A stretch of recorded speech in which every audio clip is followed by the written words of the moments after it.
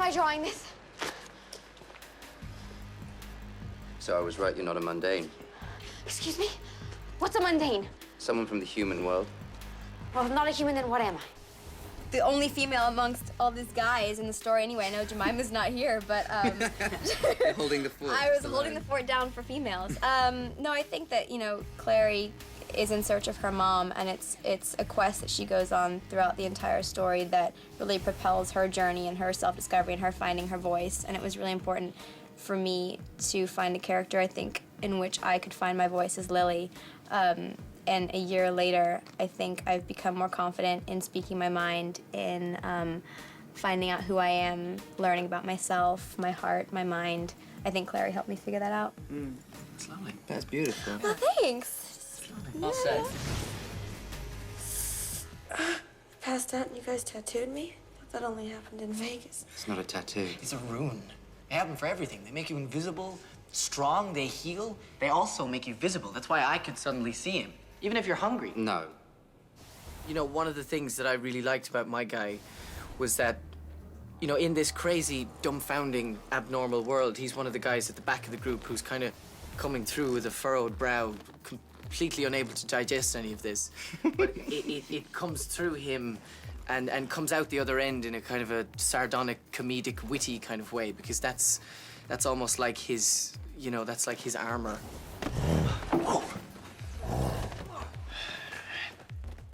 The werewolves are here to save us.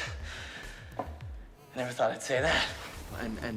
And so there was a lot of fun to play it, because these guys all had kind of, you know, these guys were very much warriors in the film, and it was very emasculating for me, cowering at the back of the group with my shirt off. But Me carrying you in my heels. Leave her to the girl, it's fine. I was like, yeah, could somebody grab Robert? He's falling over again. Yeah. Yeah, we did pass you around a lot. There was a lot of like You passing. handed me over. Yeah. You handed him over in the stairwell. In and ADR, then, like, just me going, just take Simon. just take Simon. I did blush. I just saw the film. I was just blush at that scene, because you could just see me being passed around, and it's clearly for continuity reasons. So. We're just trying to remember Who who had had him? you last. What arm was up? What Sounds arm weird. was down? It's not like that. Damsel in distress. Yeah. Passed around like a rag doll. Yeah. Demons can take possession of any living creature. You can't trust anyone. Even people you think you know. So why should I trust you?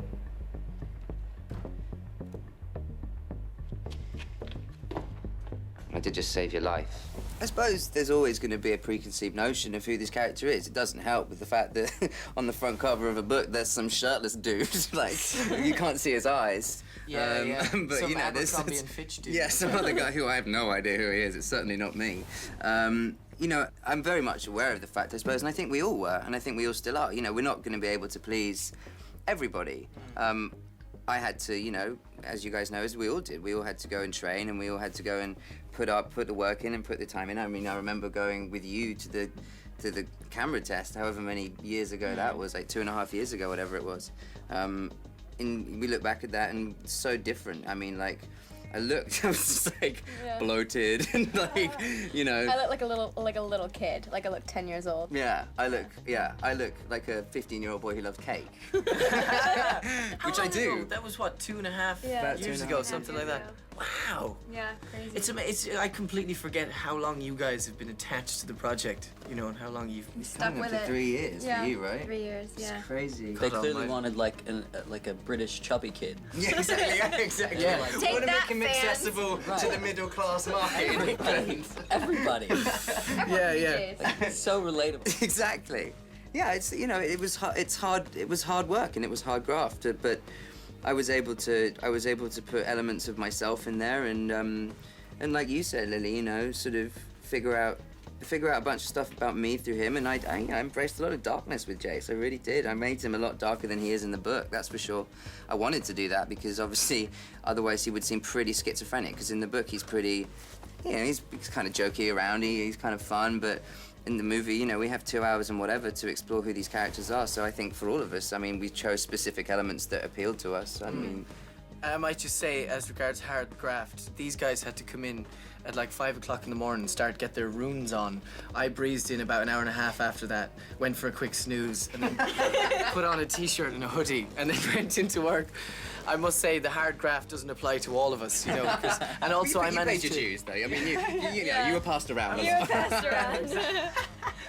You had all the Exactly. injuries and all the sweat. That took forever. Exactly. Yeah, I kept passing out, you know, from breathing too hard and stuff. But I even missed out on the fight training and stuff. You guys did, did like yeah. 2.5 weeks of. Of which at some points I was extremely jealous that you just got to breeze home and we were in there with knives and Absolutely. weapons. Yeah. Yeah, that was hard work. Well, well, well. Look at here. I don't remember inviting any children of the Nephilim. You know I don't like you guys. But I'll let you stay. But only because of the hot one. Thanks. What? I meant him. The one with the blue eyes. In retrospect, I've had a little bit more conversations with people about, you know, not that people, the specific role of Alec was a little tricky because most of the audience who've read the books know that he's gay, and there's always that sort of pretext of people having an assumption about a character before they see him.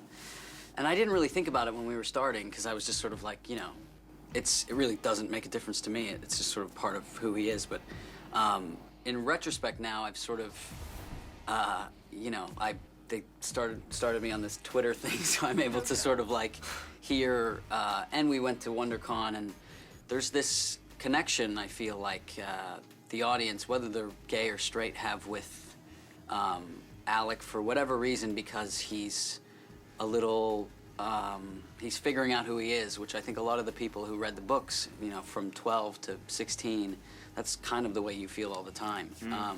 And so there was this great moment where I sort of realized, you know, how cool would it be for some 16-year-old boy in Toledo, Ohio, who's never seen a film with a gay character in it, to sort of see this, and hopefully I've created, you know, like a strong... What are you saying about Toledo, Ohio? Nothing. But, you know, like, to have an example of a good, strong gay character. And it was something that I hadn't really thought about while we were doing it, but all the cliche of what people would expect from that, I was happy we didn't really feed into that, and that it was more about creating Alec rather than some version of what people would expect from him. So that was my, especially now, I'm happy that I was able to play the role. I'm in love with you. I need you. Stay away from Chase. Does Jason know how Alec feels about him? First love square ever on camera. I am the proud one single girl in the four square. The love cube. The love cube. I like that. If anything, look, it's the love cube right there. Got the official silver love cube all put in. Yeah, look at Exactly, you getting no. your shoes with your red soles out, the pair of you. Hey. Disgraceful behaviour. Say we just live and let love. Let's all just jump into the love cube. You casual in your flip-flops, free love. You invited him to bed? I know, it's ridiculous, isn't it? We would never have all fit. I didn't invite him into bed. We were just kissing. I think we all met. I mean, they'd obviously been attached for quite a while before you and I came along. But I felt like when we all sort of got together, there's this great thing that happens when you all sort of feel like you want the same thing. Nobody's in this to sort of like advance their career, or, you know, sometimes there's different, you know, everyone's got their own purpose for being there. And I never felt that. I always felt like if a scene was better without me in it, I wanted to be out of it, because if it makes the film Go better. home early. Right. Well, besides that, like, Get me out of the back can I shot take of this that damn one. tattoo off my neck, please? But no, I mean, it was. I really felt like we were all, Harold included. You know, it was about making a movie and making a great film, and if it required some compromise on Lily's part or my part or Jamie's or anyone's part, I felt like there was never this sort of reticence to sort of get what's yours, or like nobody was trying to get their own, or at least it didn't feel like that. It felt like everyone was just trying to sort of Make a great story. and do it the right way. Yeah, and I think that absolutely. makes it easier to come back also, because I don't think anyone's trying to screw anyone out of the success or the, you know, it all feels very inclusive. That's what you say now. You wait. Exactly. You You wait wait till till the all film those comes fans. out. Yeah, exactly. Your head. Oh, see, he goes, I remember when you were cool, man. Seriously. I remember Every when you shot's were gonna have cool, Kevin in buddy. it. Jamie's on the background. phone with his agent right now. He's like, his trailer's how big? Wait till someone goes on the front of a cereal box. What? Yeah, exactly. What is Your that action about? figure had way more muscles than mine. Seriously. That's so unfair. You're like, Kevin's not that tall. Why is his action figure just as tall as mine? What's going His is on? life size. Mine's the size of a Barbie. Seriously. Not cool. That will happen. Yeah. It will. God, if it does, It will I'll eat us kill all. each other. But as of right now, we all love each other. Yeah, as of now. I think Jonathan. I think I Jonathan. was just gonna say Jonathan. He immediately leaps to It mind. leaps I to think. mind, yeah. Intensity would be a word I would use very strongly with Jonathan. He brought, let's say, a Intensely. voracious intensity to set and to the whole film. You know, Yeah. I think an unpredictability. You know, he brought. I think he brought quite a savagery to the part. You know, and I'm just, you know, I've got fresh eyes and just seen the film, and it's very memorable. You know, it's incredibly intense, incredibly dark, and it goes with, I think, the tone of the film, the mood. And he, you know, because his character is very much a game changer. He comes in, and yeah, he brought something incredibly intense to the role. Finally. Both my children together. My daughter. And my son. I mean, I had very, very little to do with him, you know, so I could, you know, I wasn't there in the process, so I just saw his performance relatively fresh, you know. Yeah. He terrified me. Yeah, I know. When I saw Not as it. Jonathan, but like as Jonathan as Valentine, I genuinely, I mean, it was terrifying. The Yeah. three of us worked a lot together. Yeah, and I think it for me, and I think for you as well, it's sort of like when you work with somebody of that intensity, it sort of ups your game Raises a bit. the bar. You know what Yeah. I mean? Like, Yeah. there's a sort of side to me that I saw performance-wise when I watched it back that I didn't think that I had.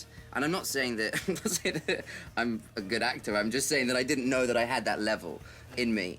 He brought it out. And he brought it out. And I guess you feel the same. Yeah. Yeah. No, he the second he walked on set, he's like one of those people that commands attention, and I think for the character and for the situation that the three of us find ourselves in, for that scene in particular, was one that I was nervous about because it's one that you read and you kind of it's poignant. It's like it's the momentous climax. moment, and if it doesn't portray that way on screen, then I felt like I would be letting myself down, the audience down, everyone down, and the second he walked on, it's like I was terrified, but as Clary, and I felt, because he brought that out in me, and with you, and that whole scene and that whole element to the story just intensified so much because of the energy he brought. Yeah. And it was absolutely intense, you know, having just seen it.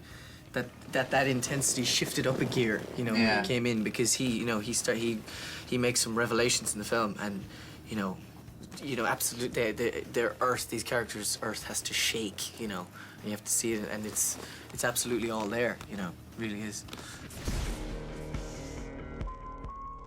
It was important for me, and for you as well, Lily. I remember, like, towards the end, we the three of us were pretty adamant about certain things that we wanted back in the story. And we were able to talk about it, I guess. If we're not, you guys will cut this out anyway. So, yeah. Come about, everyone! Thanks very much. What's it gonna be? You know, I think we were pretty adamant about things that we wanted tying up, things that we didn't want left open, and Cassie was there, and she was definitely on our side with that, and it was an incredibly collaborative process, the whole thing, I guess, but having her there at that particular moment in time Having was that necessary. Yeah, the support. Yeah, I think she cares hugely about, you know, everything that comes from her work, so she was collaborating on the script as well, you know, and I think her showing up was very much showing how much she cared, you know, about the film, and because the film, I suppose, comes from, you know, first and foremost, her heart and soul, because her heart and soul was the book, you know. So it was nice. It was lovely to have her. It was also very nice, I think, for her at the beginning when we remember we had dinner. Oh God, that first Then night. again, I missed out on that. I wasn't around for that. We didn't invite you. But no, I always got the sense that she was very happy with who the people were who were embodying the people that she wrote, and I think, regardless of, you know, Harold, obviously it was his, you know, it's his baby, but I never got the sense that she was sort of anxious about and she knows her fans better than anybody. And I always got the sense that she was very comfortable with the fact that, you know, that Jamie was Jace, and she was so set on that. And regardless of anything, and same with Lily and Robert and honestly everyone who came on, and every time I had a conversation with her, she was just like, it feels like the way that I wrote it, and it's not exactly the way that some people might envision it, but the essence of who was in the film is sort of exactly what, and we talked about it all the time. I mean, I feel like we all sort of have whatever it is that was required for the roles that we're playing. I think whatever it is inside of us that makes it so we're not really stretching to become these people. This is that we're all very similar to the people we're playing. It's so hard as well. I was thinking about this earlier about, you know, creating an adaptation, a filmic adaptation of a book, because you know, with a book you sit down and you pour so much of yourself into the book, and the book encourages you to create the world, whereas the film presents the world to you and gives it to you, and there it is, you know. So with an adaptation, I think by definition it's impossible to please 100% of people, but I think what's interesting about this adaptation is that not only are we very faithful to the characters, and we make the characters, I think, very, very strong, it's also Harold's vision, you know. It's very much uniquely Harold's vision, and that's what's very interesting. It's not like a chapter by chapter adaptation, you know, now this happens, now that happens. It's very much, I think it's a very much standalone piece. I thought it was interesting also with Cassandra, something completely like trivial, but for me, a part of my character is that I had red hair. And there were so many comments. I wasn't tweeting and I wasn't on Facebook, so it wasn't like I was getting the comments, but I would read about so many things said about I was the wrong redhead. I was not the right color hair. The red wasn't the right tone. What's wrong with her? She's supposed to be vibrant. It's brunette. I was like, she's the redheaded fiery heroine. Like, I get it. I was a redhead, but just not as bright as everyone wanted. So I said to Cassandra at that dinner, I was like, what's the deal? Am I the wrong redhead? She's like, you know, it's funny. I never wrote it as any specific tone. It was just red. So you can, you know, forget all the comments about it. Like, just put yourself into the character. And I don't know why, but it said so much that she's like, I actually didn't specify certain things about the character. The fans have taken that on themselves. So don't get too wrapped up in the specifics, because it will drive you insane. As the author, I'm telling you, take the license and go with it. Like, enjoy the experience, enjoy the process. It doesn't matter what color hair you have. It's a tone of red. Great. You know, it's like, don't get so caught up in all the specific nagging. But again, I mean, I was a fan of the books before I was cast, so I understand having an idea of what a character's supposed to be. If another actress was playing Claire, I probably would have expectations too. You could probably be pretty angry as well. I'd be so angry that I wasn't a fiery redhead. You'd be a huge frizzy ginger. Yes, exactly. Great big afro ginger. Why was she Carrot not? top. Yeah, that's the vibe that I was going for. But I just the idea that Cassandra was so of course it's her baby, and it's so specific to how she wrote it, but she also gave us such license to take the characters and run with it, and to not encouraging us not to get so caught up in specifics, because it could kill the fun. She's one of the most engaging as well. She engages with her She was fans. tweeting from dinner. So, yeah. I remember and saying, look how many followers in the last 10 seconds I got. And you're like, oh my God, this is crazy. She kept taking pictures of my hands as well. Oh, yeah. She took pictures of your hands. She's got hand fetish, that's what it really is. She's got a hand fetish. You heard it here first. Cassandra Clare. But she did, she's incredibly engaging with her fans, you know, in fairness. She gives so much back to them, you know. She does. She's an avid social networker. She is. Will you kiss me? Is one that I've been receiving recently quite a lot. And There's only one way to answer that. yeah. I've got to go. I think that's my agent calling. Oh my God. I get, are you dating Jamie Campbell Bower a lot? Quite a bit of that. Oh my God. One way to answer that too. Are you and Jamie Parabatai? Parabati, yeah. Or are you really in love? I get that a lot. Because both. we have had sort of a tumultuous love affair, Jamie and I. What's Parabatai? It's a connection. Brothers it's in like arms. Brotherly in love. Oh yeah, nice. Bromance, the mythological bromance. The Shadowhunter word for bromance. Romance. They have their own lingo and everything. I It's think so we're cool. gonna do a shoot-off sequel of just I think it's Just from Jamie your and I. perspective, and it's Right. all from your perspective. Just be like- linked arm in arm with just Skipping. Jamie and I running around, battling. Frolicking. You could be like Kerouac and Cassidy on the road, you know? Yeah. Just heading west. Me, you, Godfrey Gow. I love it in a station wagon. Yeah, it's just not gonna Why be. not? This is. If anyone's watching this, I'm so sorry.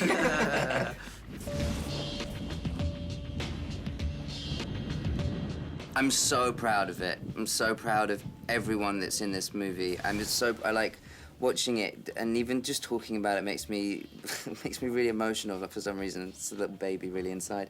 But thanks. You know, everyone has put so much hard work into this film, and to share that with people is terrifying. I'm so nervous because it is. It's like, yes, it's their baby, but yeah, it's our baby too, and I want people to like it, and I want people to love it, but ultimately I had one of the best times I've ever had in my life working on this film and working on this project with all you guys, and like that will always be mine, and that will always be with me. That no one can take that away from it, whether you like the movie or not. So No, it's so true. I think I went into this project and came out of it not a different person, but an evolved person. I think I learned so much about myself and my abilities and capacities with my heart, my mind, emotions, with the job personally. I grew a lot, and I found things in this project that I will never ever forget and always take away with me. And it is terrifying to put yourself out there and be so vulnerable, but what I got from this movie will forever surpass any box office numbers. And at the end of the day, it will forever be some of the most memorable moments of my life. Oh, that's so sweet. It's so lovely. It's Follow sweet. that, Sheehan. Oh, Yeah, God. man. You know, like, I've just seen the film and I absolutely loved it. But at the same time, you know, I was involved in making it. So once you step into it, you surrender all objectivity. You know, there's absolutely no way of knowing how the world will react to it, you know, because you're inside it. You know, you can never really truly be back outside. But you know, I feel the expectation, I feel the anticipation building now. And it's given me butterflies in my stomach. It really is. But I'm nervously excited. Yeah. You know, nervously excited. I think in my heart of hearts, it's going to have a really wonderful and big impact. You know, and I'm just looking forward to the day when it hits. Yeah. And for me, it's I guess it's a little different because I don't know how to describe myself, but for me, I'm gorgeous. well. Besides that, Delightful. Wearing a tie. today well dressed. Very well dressed, I must say. But honestly, my reaction right now is I'm excited for Lily. That's Yeah, been my absolutely. What? That's been my sort of overwhelming feeling the last couple of weeks. Is I saw the movie, and I know how hard you worked. I mean, we all did, but you really. It's for me. As it's been going, I take pictures of Lily on covers of magazines, and I send it to her when she's away working, and I'm. You know, for me, it's as long as this does for Lily what I would hope for her, then the rest of it's gravy. And it's her. This is her baby, and I think we all felt like we were here to, to make this film with her and Jamie and Robert and everybody. But that's been the thing that's been running through my head is I really want this to do well for Lily. So Agreed. Oh. Beautiful. Thank you. All right, take this cube of love. The cube of love. Cube of Love is gone. We should share the cube of love. Everyone, put your hands in, take a picture, send it to Cassie. Seriously.